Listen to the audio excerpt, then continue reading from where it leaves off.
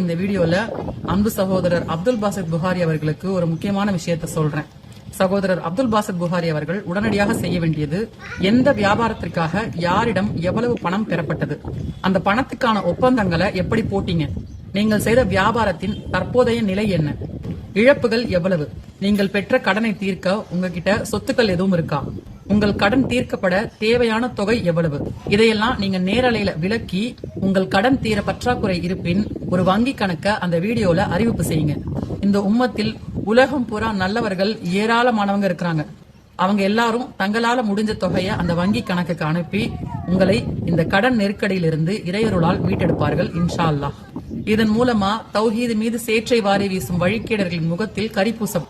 மாறாக நீங்க அமைதியா இருக்க இருக்க தாவா களத்திற்கே ஒரு பெரிய பின்னடைவு ஏற்படக்கூடும்.